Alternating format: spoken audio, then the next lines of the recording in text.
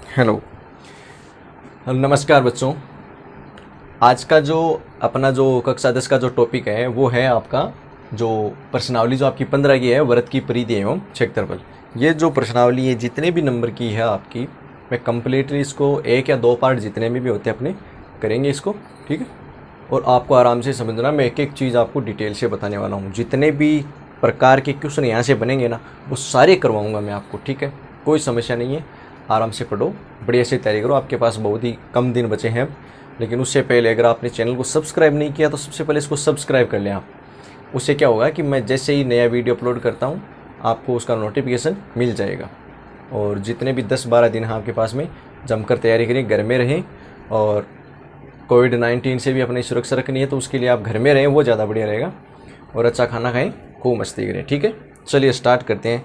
आज का जो आपका टॉपिक है व्रत की परिधि और क्षेत्रफल। मैं सबसे पहले जो इसमें जो छोटी छोटी बातें हैं ना भाई, क्या त्रिज्य खंड होता है, क्या आपकी चाप की लंबाई होती है, मैं उनकी बात करता हूँ। सबसे पहले देखना आप सब लोग, ये ज़रूरी है, डायरेक्ट क्वेश्चन पे मत जाना आप, सबसे पहले इन चीज़ों को समझ लेना है ना।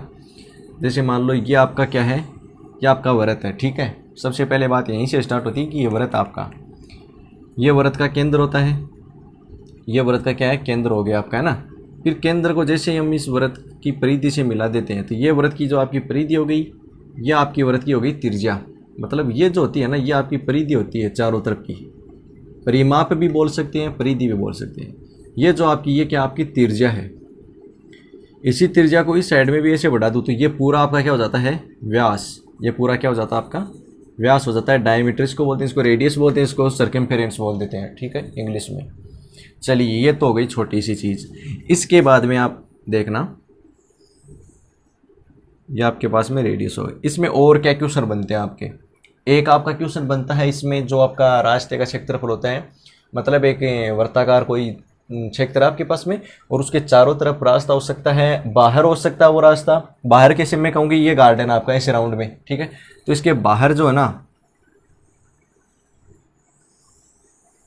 इस प्रकार से राउंड में क्या है, रास्ता हो रहा है ना। तो ये रास्ता बाहर भी है ना।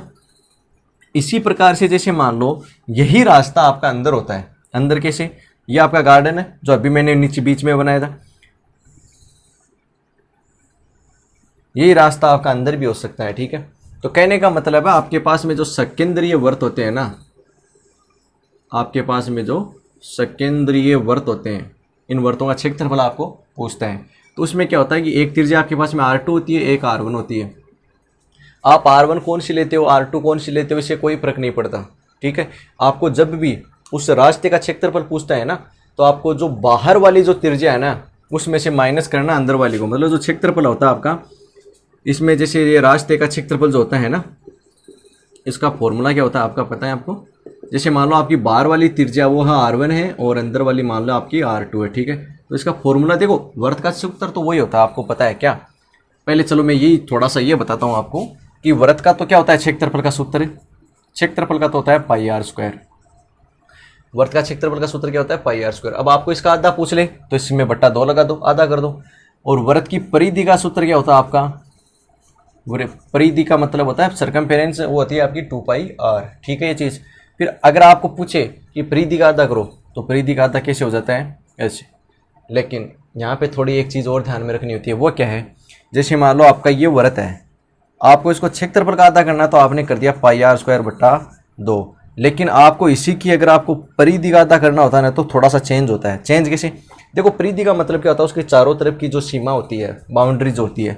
तो बाउंड्री में आपने जब इसका आधा करोगे तो πr तो यह हो जाएगा, मतलब आपने इसका आधा किया तो ये आपका πr हो गया ना। लेकिन ये πr तो आपकी ये इतनी है, इसमें देखो ये और बन गया, इस बार ये और बन गया इसमें। तो ये आपका क्या होता है, व्यास होता है। व्यास को हम किससे लिखते हैं भाई, इतनी थी आपकी R होती है त्रिज्या, तो ये टोटल R ये हो जाएगी, R इधर वाली हो जाएगी, तो व्यास क्या हो जाएगा, त्रिज्या का 2 गुना ना। तो इसमें कहने का मतलब है कि आपके πr में प्लस आप क्या करोगे, 2r और जोड़ देते हो, तभी तो चारों तरफ की जो बाउंड्री आएगी वो आएगी ना इसकी। πr तो आपकी ऊपर वाली है, इसमें 2r आपने और जोड़ दिया, ठीक है ये चीज़। आ रही चीज़ समझ में। आपको जब भी ये बोले ना कि व्रत की, अर्धव्रत की परिधि, तो वो आपकी ये होती है πr+2r, ठीक है। कैसे है वो मैंने आपको बता दिया। इसके बाद में आपकी एक होता है चाप की लंबाई। तो पहले बात करते हैं वो चाप कैसे बनता है आपका। फॉर एग्जाम्पल ये आपका एक कोई वृत्त है, ठीक है, ये वृत्त की आपकी क्या है, केंद्र है। जब आपके पास में इस प्रकार से दो तिरछाएं हो, या यूँ कहूँ कि आपने यहाँ से ऐसे चलना शुरू किया और यहाँ तक आ गया आप, तो ये जो आकृति बनती है ना इस प्रकार से, जैसे आपने घड़ी में देखा होगा, वो जो पेंडुलम की इस प्रकार की गति होती है वो वृत्त के चाप का निर्माण करती है ना। तो ये आपका क्या हो गया, इसका आर्क हो गया। आर्क का मतलब चाप, हिंदी में चाप बोलते हैं, इंग्लिश में इसको क्या बोलते हैं, आर्क बोल देते हैं, ठीक है। आ रही चीज में। तो ये जो आपका ये जो आकृति बनी है ना इस बार, ये वाली, ये जो आपको आकृति दिख रही है, इसको हिंदी में तो बोलते हैं तिर्यखंड। क्या बोलते हैं, हिंदी में इसको बोलते हैं तिर्यखंड, और इंग्लिश में इसको बोल देते हैं सेक्टर। क्या बोलते हैं, सेक्टर, ठीक है। फिर इसी को आगे और समझना, एक प्रकार का क्वेश्चन और बनता है इसी में, और वो क्या आपका, जैसे आपने ये बनाया पहले तिर्यखंड, फिर आपने जो है ना इसकी एक जीवा और बना दी। क्या बना दी, एक जीवा, जीवा का मतलब कोड और बना दिया आपने। तो ये जो नीचे वाला जो पार्ट बन गया ना एक, आपको इसका एरिया पूछता है, तो इसको आप क्या बोल देते हो, इसको हम बोलते हैं सेगमेंट। इंग्लिश में हम बोलते हैं इसको सेगमेंट, और हिंदी में हम इसको बोलते हैं वृत्तखंड। क्या बोलते हैं, वृत्तखंड, ठीक है ये चीज़। तो आपको इन चीज़ों का क्या रखना है, ध्यान रखना है, ओके। फॉर्मूले की बात करें तो फॉर्मूला जो ये तिर्यखंड का जो होता है वो आपका मैं चलो बता देता हूँ। एरिया का जो होता है ना, इसका एरिया मतलब क्षेत्रफल का, वो होता है पाई आर स्क्वायर थीटा बटा 360 होता है।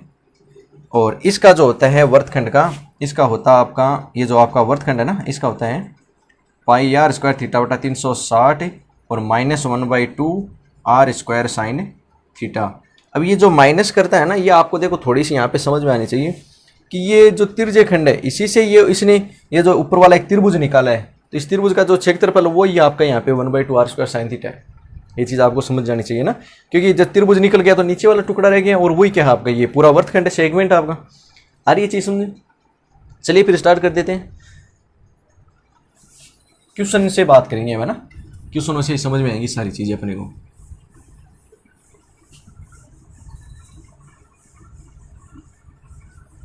तो आप जो है ना, मैं आपको सबसे पहला जो क्वेश्चन है वो 15.1 में है ना, आप पढ़ो 4 नंबर का क्वेश्चन, यहाँ से स्टार्ट करते हैं अपन। आप जो 15.1 है इसमें 4 नंबर का क्वेश्चन पढ़ो आप।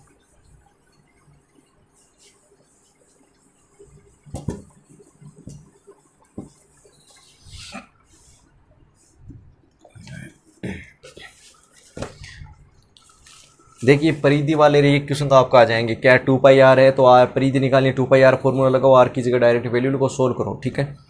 अब देखो एक क्वेश्चन आपका 4 नंबर का कि 100 चक्कर में एक स्कूटर का पहिया 88 मीटर की दूरी तय करता है। तो देखो मैं आपको एक चीज़ बताता हूँ, एक फॉर्मूला आपका कि एक चक्कर में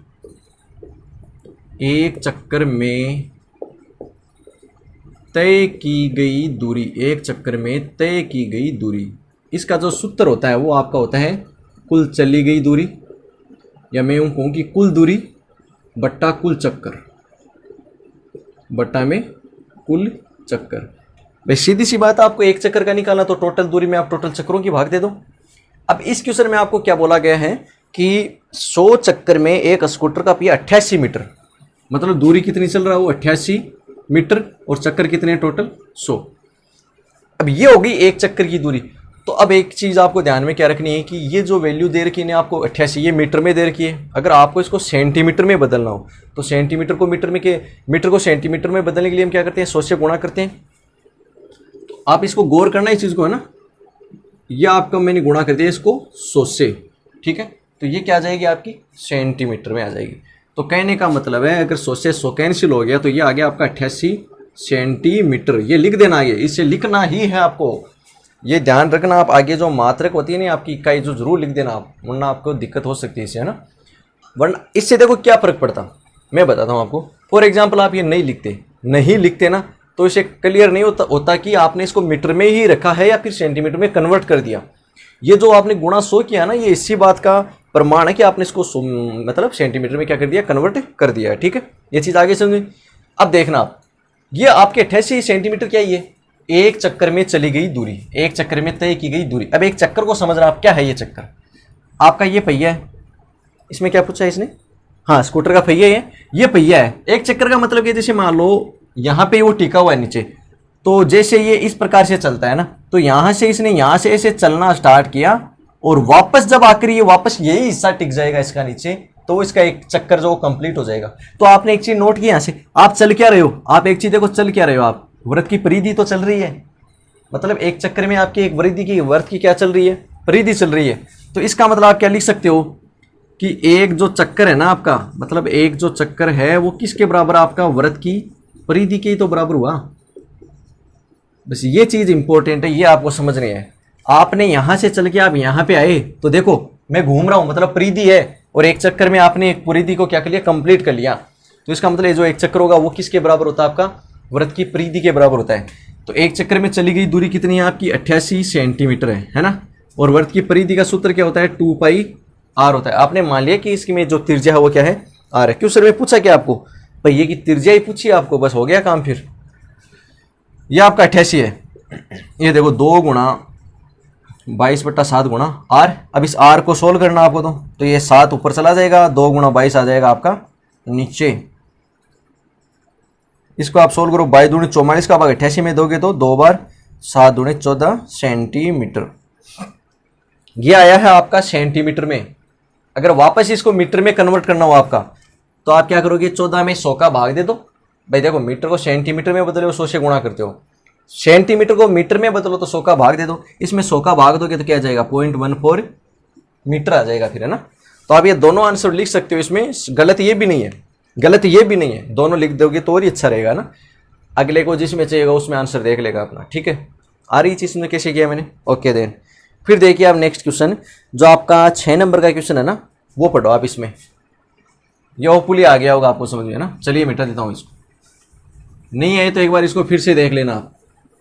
जो आपकी एक चक्कर में जो चली गई दूरी होती है ना, वो जितनी आपने दूरी तय की है वो, और बट्टा में आप लगाओ कुल चक्कर, जितने आपने चक्कर चले हो आप।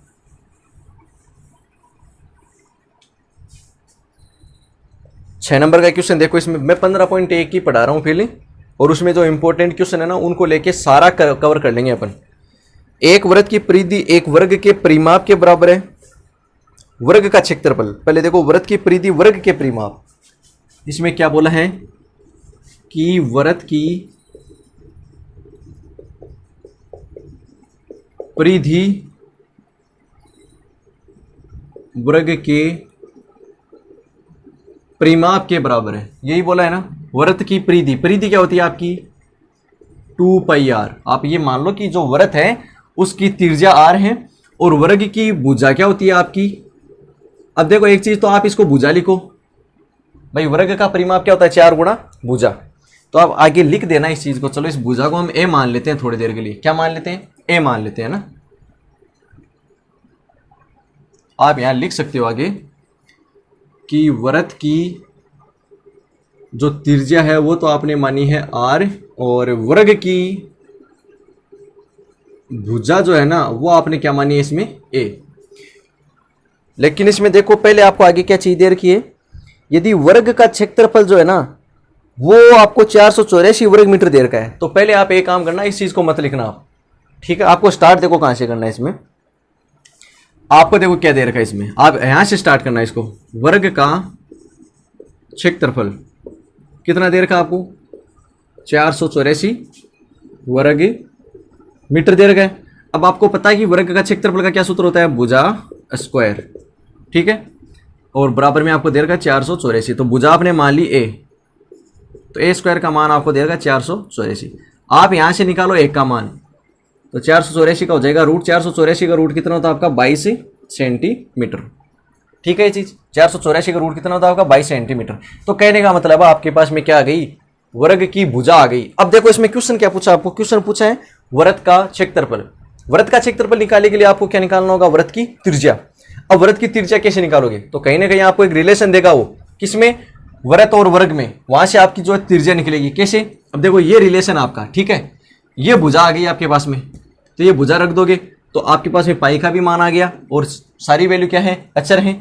चर वैल्यू क्या रहेगी आपके पास में, आर, वो आर निकालोगे आप। फिर आप क्या लिखोगे, according to question. According to question मतलब प्रश्नानुसार, है ना। मतलब आपको प्रश्न में क्या दिया हुआ है, प्रश्न में आपको दिया है ये चीज, मतलब कि वृत्त की, ये चीज यहां पे लिखना आप, है ना। वृत्त की परिधि बराबर वर्ग का क्षेत्रफल। वृत्त की परिधि होती है 2 पाई आर और ये होता है 4 गुणा भुजा। यहां से देखो 2 गुणा 22/7 गुणा आर और ये होता है आपका 4 गुणा भुजा। भुजा आपने 22 निकाल ली इसकी वर्ग की, ठीक है। अब यहां से आपको तो चाहिए आर की मान, तो 4 गुणा 22 तो ये रहा, ये 7 ऊपर चला जाएगा इधर गुणा में और आपका 2 गुणा 22 आ जाएगा यहाँ पे नीचे। 22 से 22 कैंसिल हो गया, 2 का भाग 4 में दोगे 2 बार, तो आर का मान आ गया आपका 14 सेंटीमीटर। आर का मान कितना आ गया आपका 14 सेंटीमीटर। लेकिन आपको आर का मान ही थोड़ी ना पूछा है, आपको तो पूछा है वृत्त का क्षेत्रफल, ठीक है। तो वृत्त का क्षेत्रफल का सूत्र आपको आता ही है, क्या होता है, तो आप लिखोगे अतः वृत्त का क्षेत्रफल वो होता है आपका पाई आर स्क्वायर, ठीक है। पाई का मान आपको पता है 22/7 होता है। आर का मान आपको पता है, आपने निकाली अभी 14 सेंटीमीटर। 7 का भाग दोगे इसमें 2 बार, तो आपकी जो वैल्यू आ गई वो आ गई 22 गुणा 2 गुणा 14। इसका आंसर होगा आपका 616 वर्ग। किस में दे रखा था आपको, मीटर में सेंटीमीटर में, 484 वर्ग मीटर। वर्ग मीटर में है ना ये, तो ये आ जाएगा वर्ग मीटर। ये सेंटीमीटर नहीं है भाई, सॉरी सेंटीमीटर नहीं है, मीटर में दे रखा आपको ना, वर्ग मीटर दे रखा है। ये भी ध्यान में रखना। देखो जैसे मैंने गलती कर दी आपके सामने ही, है ना, हम ये सोचते रहते हैं कि हाँ मैं सही कर रहा हूँ, कहीं ना कहीं गलती हो जाती है। तो इन चीज़ों का आप ध्यान रखना, क्योंकि मीटर को सेंटीमीटर में बदलते आपका जो है ना पूरा गणित उल्टा हो जाता है। इन चीज़ों का आपको ध्यान में रखना। तो ये समझ में आए करना क्या है, देखो सबसे पहले आपको वर्ग का जो है क्षेत्रफल दे रखा है, तो वहाँ से आप निकालो वर्ग की भुजा। आपने जैसे ही भुजा निकाली, भुजा निकालने के बाद में आपको ध्यान में रखना है कि क्वेश्चन में क्या पूछा, आपको वृत्त का क्षेत्रफल पूछा है, तो क्षेत्रफल निकालने के लिए मेरे को त्रिज्या चाहिए होगी, तो त्रिज्या निकालने के लिए भी कोई रिलेशन चाहिए होगा वर्ग और वृत्त में, वो आपको दे रखा है ये वाला। आपको भुजा की जो भी आपको फाइंड किया आपने, वर्ग दो आपने, और आर की जो वैल्यू वो निकाल ली। अब आर की वैल्यू निकल गई तो क्षेत्रफल निकालना कोई मुश्किल काम नहीं है, ठीक है। फिर आप जो इसमें 7 नंबर का क्वेश्चन है वो पढ़ो।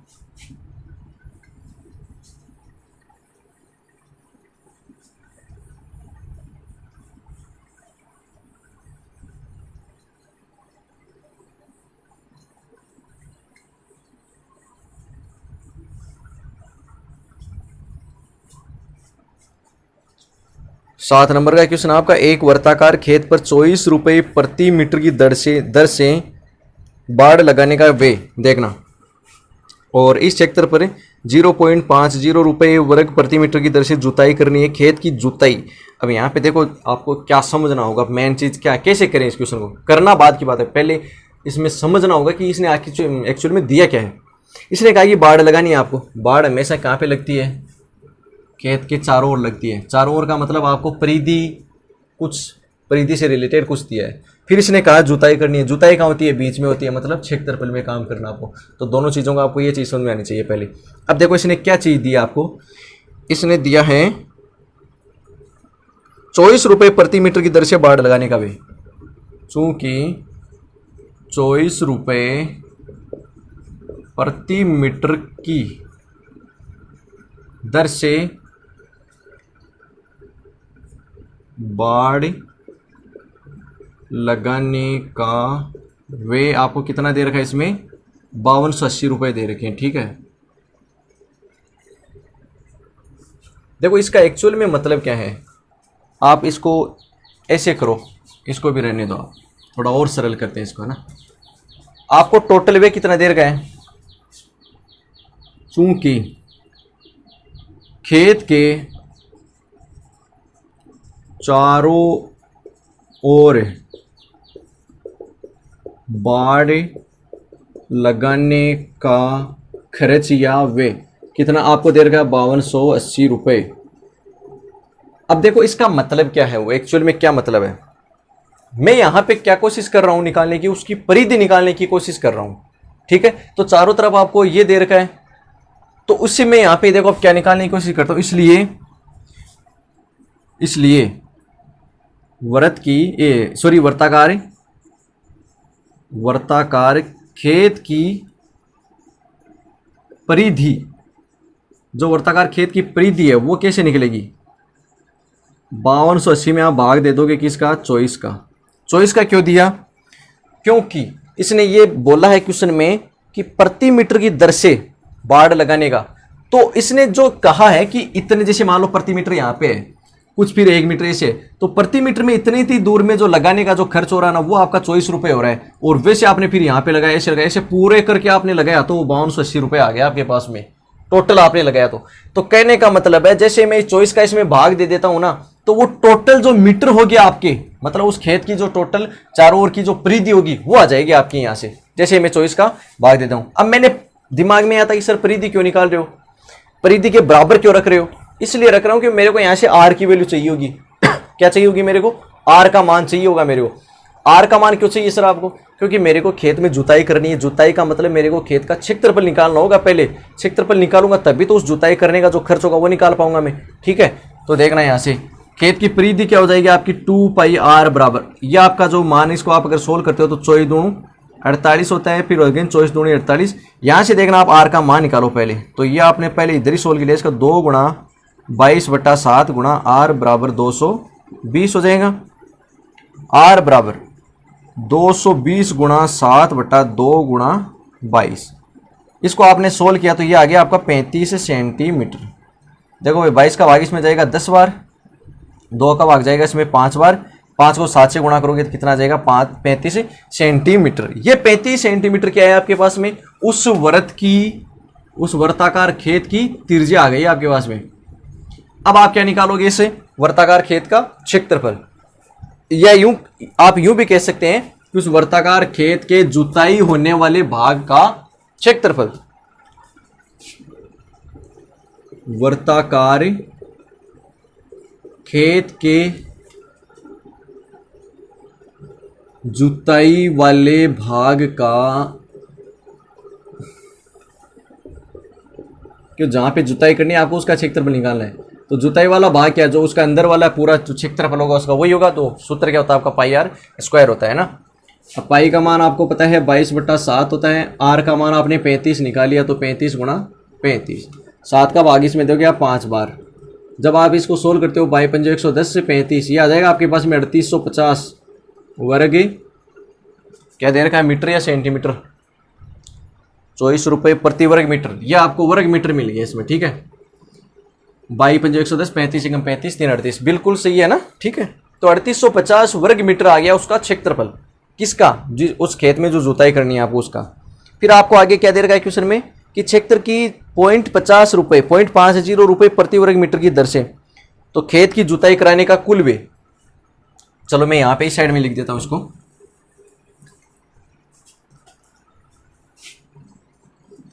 आप यहां लिखोगे चूंकि खेत की 1 वर्ग मीटर या प्रति वर्ग मीटर जुताई करने का व्यय वो है आपके पास में 0.50 रुपये। ठीक है, लेकिन आपके पास में कितना है? 3850 वर्ग मीटर। अतः 3850 वर्ग मीटर क्षेत्रफल में जुताई करने का व्यय वो कितना होगा आपका? 3850 को आप गुणा कर दोगे किसे? 0.50 से। 0.50 का मतलब कितना हो गया? 50 पैसे, है ना। तो इसका आपको आधा कर देना है, कहने का मतलब ये है। तो इसको आधा करोगे तो कितना जाएगा? 1925 रुपये। ये जो जब आप इसको सोल्व करोगे तो कितना आ जाएगा? 1925 रुपये। ठीक है, तो देखो मैंने कैसे किया। मैं फिर से एक बार रूपरेखा बताता हूँ आपकी।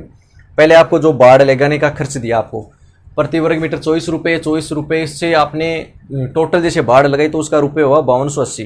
तो आपने सबसे पहले 24 का भाग दिया, तो जो आपकी टोटल जो बाड़ लगी थी चारों तरफ उसकी क्या आ जाएगी? लंबाई आ जाएगी। कहने का मतलब परिधि आ जाएगी आपकी वृत्त की। ठीक है, वृत्त की परिधि से आप क्या निकालोगे? वृत्त का क्षेत्रफल निकालोगे, सॉरी त्रिज्या निकालोगे। त्रिज्या निकालने के बाद में आप क्या करोगे? उसका क्षेत्रफल निकालोगे जो जुताई करनी है आपको। जैसे आपने जुताई वाले भाग का क्षेत्रफल निकाला 3850 है आपके पास में। फिर ये इसने दे रखा है कि 1 वर्ग मीटर में जुताई करने का जो आपका खर्च है वो आपका 50 पैसे है। तो 3850 रुपये 50 है, वर्ग मीटर में जुताई करने का जो व्यय होगा वो कितना होगा? तो 3850 से गुणा कर दोगे आप 50 पैसे को। ठीक है, तो वो 1925 रुपये आपके पास में आ जाएगा। फिर आप इसमें जो नेक्स्ट क्वेश्चन है 8 नंबर का वो देखो। 8 नंबर का नेक्स्ट क्वेश्चन देखना इसमें।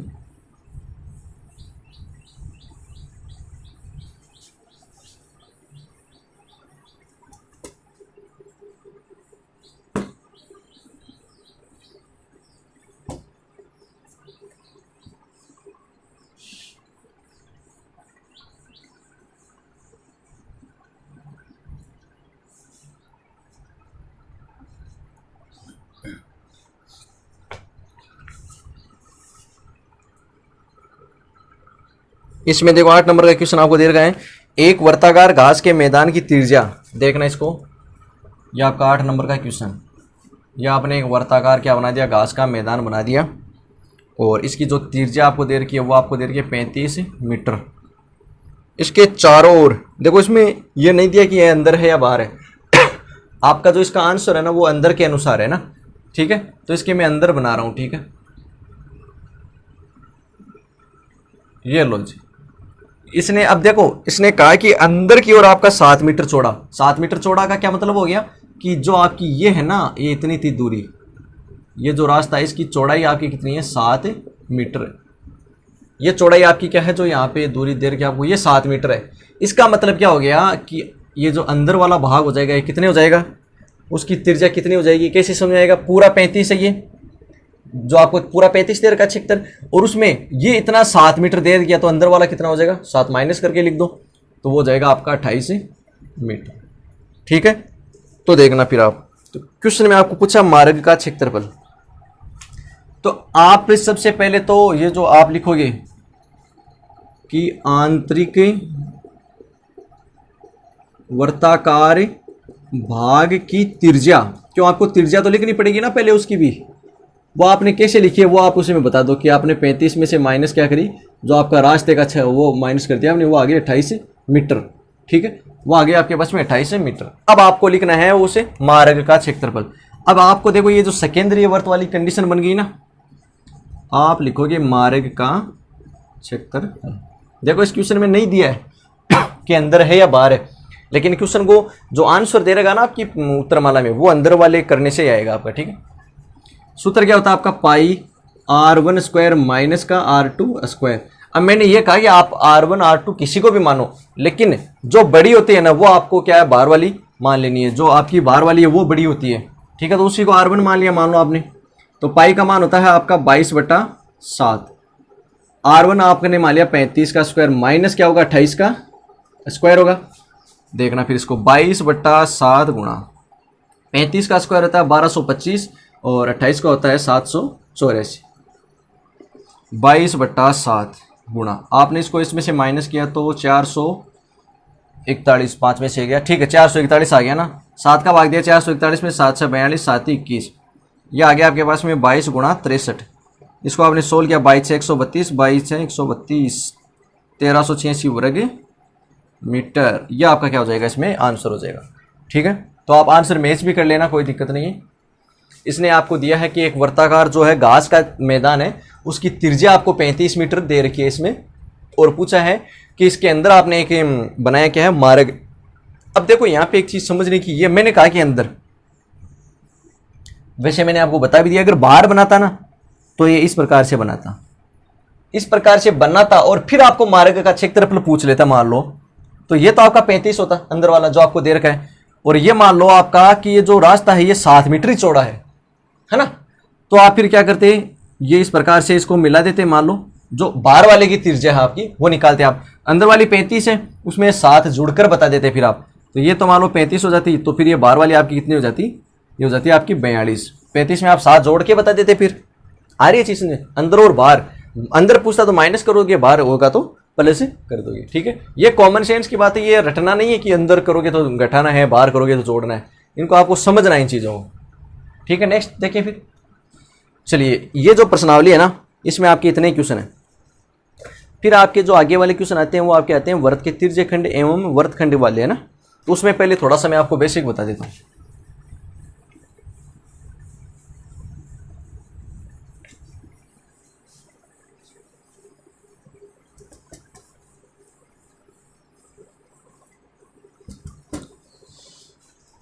देखना भाई, क्वेश्चन को देखना आप, सॉरी क्वेश्चन क्या, पहले मैं थोड़ा सा बताता हूँ आपको, है ना।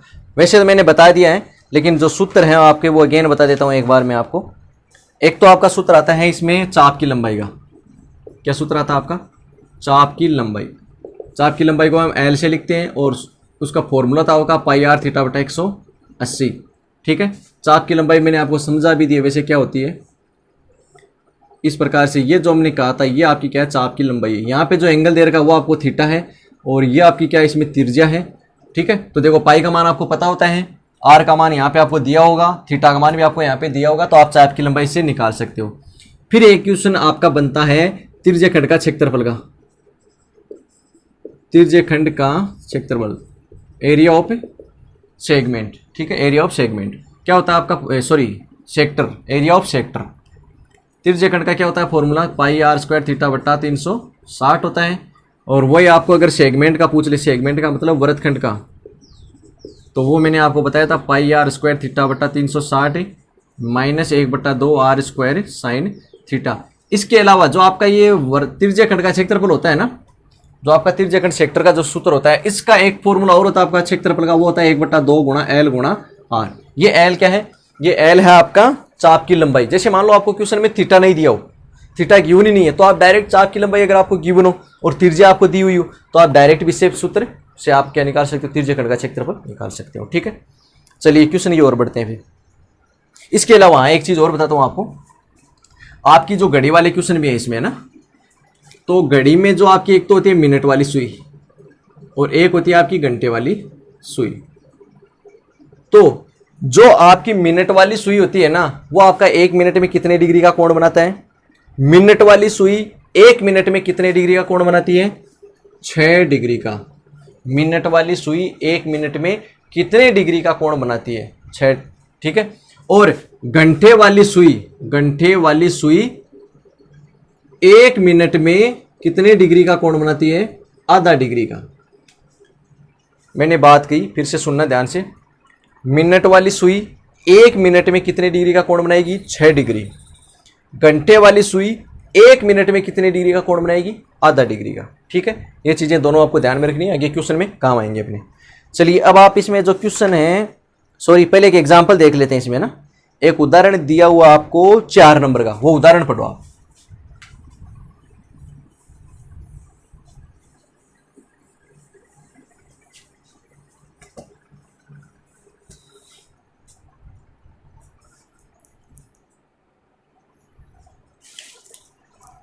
चलिए 4 नंबर का उदाहरण देखना।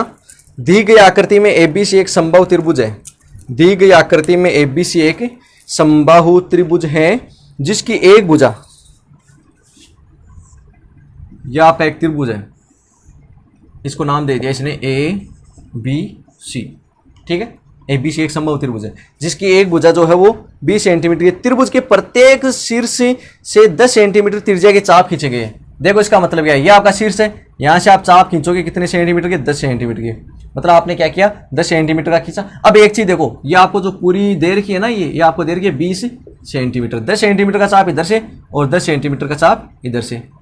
फिर आपने वैसे यहां से खींचा, इस प्रकार से आपने क्या बनाया, चाप बनाया। थोड़ा सा सही नहीं बना, सही से बना देते हैं इसको, है ना।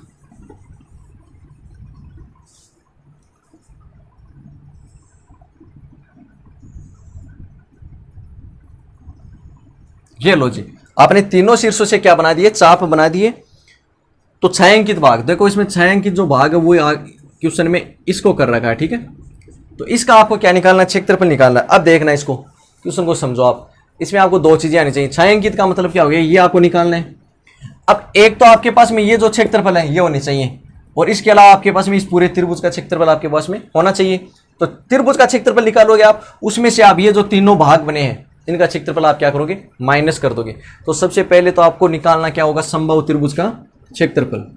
तो आप निकालोगे इसमें समबाहु त्रिभुज का क्षेत्रफल। क्या होता है सूत्र, √3/4 भुजा स्क्वायर।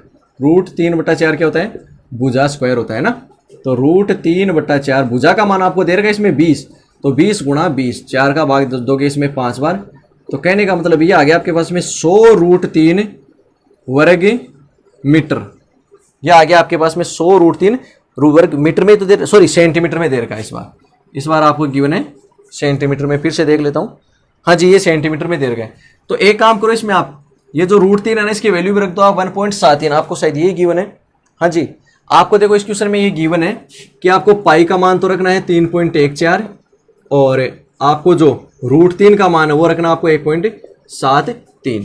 तो 100 गुणा 1.73, इसको सोल्व करोगे तो ये आ जाएगा 173 वर्ग सेंटीमीटर।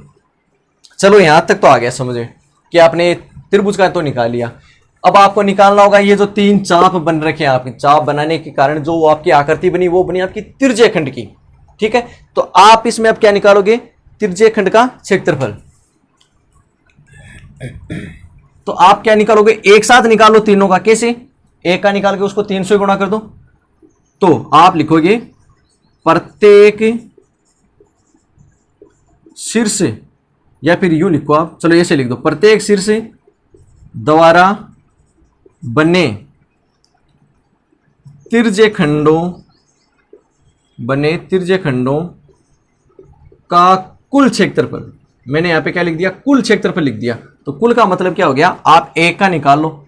एक का सूत्र निकालने का होता है आपका पाई आर स्क्वायर थीटा बटा 360 डिग्री, और गुणा में आपने कर दिया 3। 3 क्यों किया, क्योंकि आपको तीनों का निकाल लेना है एक साथ में। ठीक है, इसलिए आपने क्या कर दिया, इसमें 3 कर दिया। अब देखना इसको, अब वो थीटा कहां से लाओगे आप, मेन चीज तो वो भी तो है ना। थीटा आपका क्या होता है, यही होता है, देखो इस प्रकार से होता है आपका थीटा। अब आपको एक चीज समझनी होगी कि समबाहु त्रिभुज में प्रत्येक कोण कितने डिग्री के होते हैं, 60 डिग्री के होते हैं। अब आपको देखो इसमें दिया नहीं है क्वेश्चन में, ये आपको समझना होगा कि सर थीटा कहां से लाएं, थीटा क्या होता है। एक चीज तो देखो ये भी होगी, इसमें आपको एल का मान नहीं दिया, तो आपको थीटा वाले क्वेश्चन से करना होगा, वरना तो आपको पता है तिर्यक खंड का 1/2 गुणा एल गुणा आर से भी निकाल सकते हो आप, वो नहीं गिवन आपको। इसका मतलब थीटा जो है इसका वो कितना आपका 60 डिग्री है, यह आपको समझना होगा, क्योंकि समबाहु त्रिभुज में तीनों कोण बराबर होते हैं। तो 3 गुणा पाई का मान होता है 22/7, आर का मान आपने निकाला है 10 है, आर का मान आपने दिया हुआ है इसमें कितना, 10 बट्टा में 360। अब आप सोच रहे हो आर का मान कहाँ दिया है, आपको देखो उसने क्या बोला, प्रत्येक शीर्ष से 10 सेंटीमीटर का चाप काटा है। तो ये जो चाप है कितने का है, मतलब जो त्रिज्या जो आपने खोला है, यही तो खोला ना, इतना ही तो, और फिर ऐसे घुमाया, तो ये जो त्रिज्या है होगी ना आपकी कितनी थी, ये कितनी होगी इसकी 10 सेंटीमीटर। ठीक है, अब इसको सोल्व करना है बस आपको। तो देखना, इस बिंदु से बिंदु काट दिया आपने, 6 का भाग 36 में दोगे 6 बार, 3 का भाग 6 में दिया आपने 2 बार, 2 का भाग 22 में दिया आपने 11 बार। तो ऊपर तो हो गया 11 गुणा 100 बट्टा में 7, तो ये हो गया 1100 बट्टा 7। आपका जो आंसर आ जाएगा इसमें क्या हो जाएगा फिर, अब इसको आपको क्या करना है, सोल्व कर लेना है। हाँ जी, अरे सॉरी, आपको पाई का मान क्या रखना है, फिर से लिख देता हूं, आपको पाई का मान 3.14 रखना है ना, वो भूल गया मैं, सॉरी। 3 गुणा 3.14 गुणा 10 गुणा में 60 और बट्टा में है आपका 360।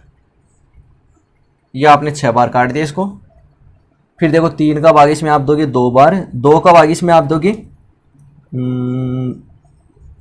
2 15 दूनी 30। ठीक है, तो कहने का मतलब है आपके पास में आ गया 1.57 गुणा 100, और इसको आपने गुणा किया तो यह आ जाएगा आपका 157 वर्ग सेंटीमीटर। यह आपका आ जाएगा 57 वर्ग सेंटीमीटर। ठीक है, लेकिन आपको तो ये दोनों ही नहीं चाहिए, अभी आंसर आपने निकाला ही नहीं है। आंसर क्या आपका, 6 अंकित भाग का क्षेत्रफल। आंसर क्या है आपका, 6 अंकित भाग का क्षेत्रफल। तो आप लिखोगे 6 अंकित भाग का क्षेत्रफल। क्या होता है फॉर्मूला, कोई फॉर्मूला नहीं है, आपको क्या दे रखा है, समबाहु त्रिभुज में से आपको जो ये त्रिज्यक खंड वाले हैं वो माइनस कर देना आपको ना।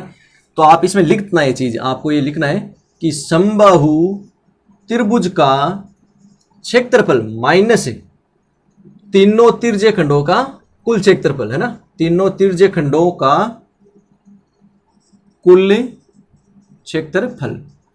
तो देखना आपने समबाहु त्रिभुज का निकाला आपने 173, माइनस में आपने कर दिया 157, तो ये हो जाएगा आपका 16 वर्ग सेंटीमीटर। ठीक है, आंसर क्या आ रहा है आपका, हाँ जी ये आंसर आ रहा है आपका। ठीक है, 16 वर्ग सेंटीमीटर। तो देखो 6 अंकित वाले से और भी सारे क्वेश्चन बहुत सारे आएंगे आपके पास में। करना क्या है, सभी में यही काम करना है, ये सेम प्रोसेस आपको करनी है। ठीक है, कैसे, ये चीज आपको आ रही होगी समझ में। सबसे पहले समबाहु त्रिभुज का निकाला। अब जैसे मान लो ये आपको वर्ग दे देता, वर्ग या फिर आयत आपको दे देता, तो पहले आयत का निकालो, फिर अंदर जो भी बन रहे हैं उनका निकालो, माइनस कर दो। 6 अंकित तो ऐसे निकलेगा सभी में, आगे और बहुत सारे क्वेश्चन करेंगे अपन। ठीक है, तो अभी एक काम करते हैं, इस पार्ट में हम इतना ही करेंगे, बाकी का जो भी होगा हम नेक्स्ट वीडियो में देखेंगे। ठीक है, धन्यवाद। लाइक और शेयर जरूर करना, लेकिन इसको है ना अपने जो 10वीं क्लास के साथी हैं और उनके साथ में शेयर करना, इसको लाइक भी करना और चैनल को सब्सक्राइब करना मत भूलना। धन्यवाद।